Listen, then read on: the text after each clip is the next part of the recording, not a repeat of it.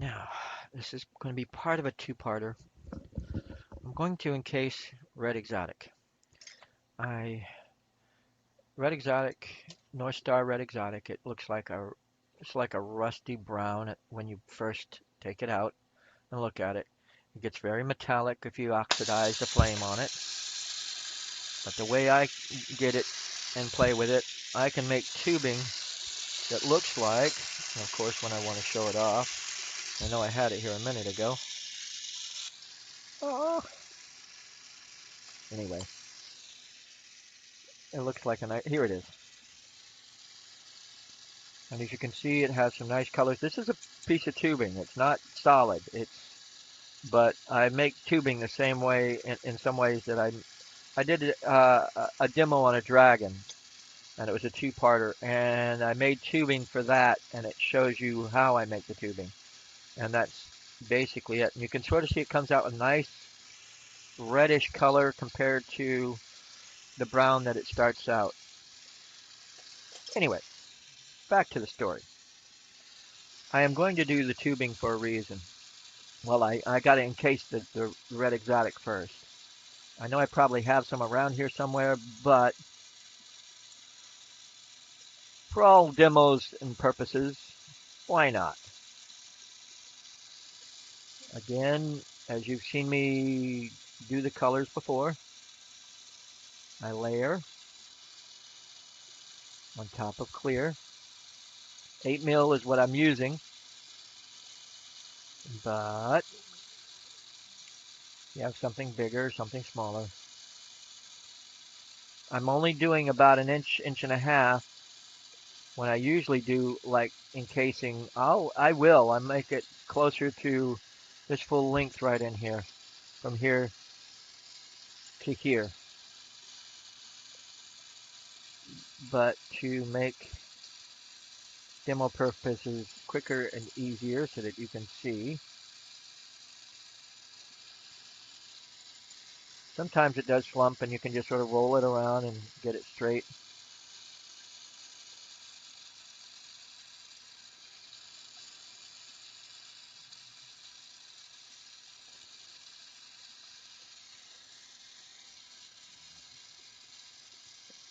Okay, twist it from top to bottom. As I layer these lines in, sometimes there's an air line, and doing that helps press out the air and bring it out to the bottom. It doesn't always work, but it does most of the time. Okay, next, make sure there's no rivets and ripples in the outer thing of glass here. And now for some more clear. Nice and glowing orange, or nice and glowy at the moment. Time to layer clear over it. Okay.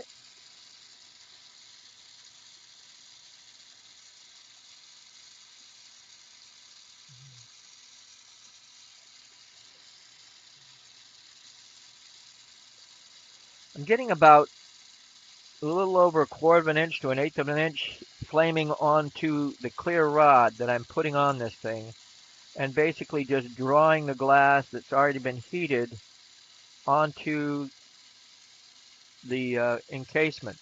Now, as you can see, if you're forcing it and lining it, you're forcing the glass. Don't force the glass will always win. Don't fight the glass. Let it flow. And again, it's just a matter of heating up the glass just right and drawing it onto the other piece.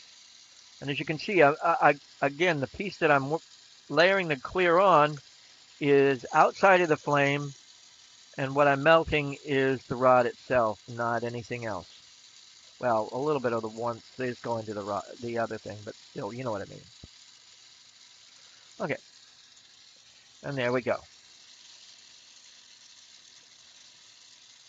I will show you what the finished product looks like. Just have to give it a little bit of time. Now I start twisting again. As you can see, as I layered it in, there was no real airlines in mine. There's one. Popped it right quick. There's another little seam, but nothing terrible. Keep twisting, swirling. Now if you wanted to, you could probably do, what do they call it, wigwag? Twist one way, feed it and twist it back the other way, and so on and so forth. Play with it. You're twisting. Can't really go wrong at this point.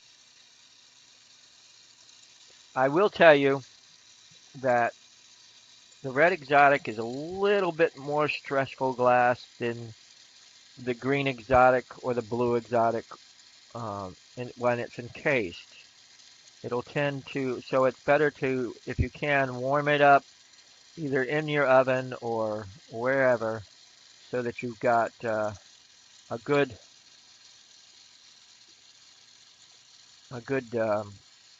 so it flows well.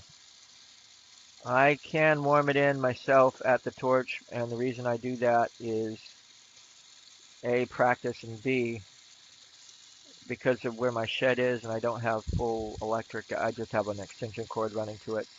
The amperage to run my oven and my shed is not great. So, you get the hint. Let me stretch this out even more so. I'm liking the color variations that's coming with it. I hope you do too.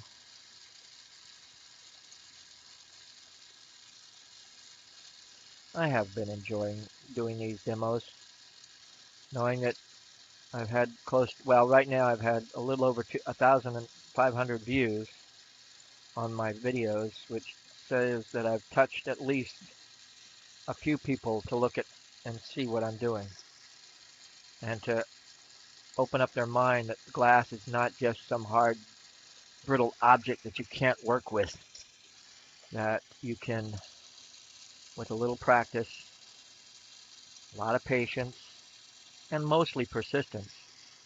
Because if you lose your patience and walk away and never come back, the glass won. But if you lose your patience, walk away, gain your composure, come back, you've won, and you've learned something from it.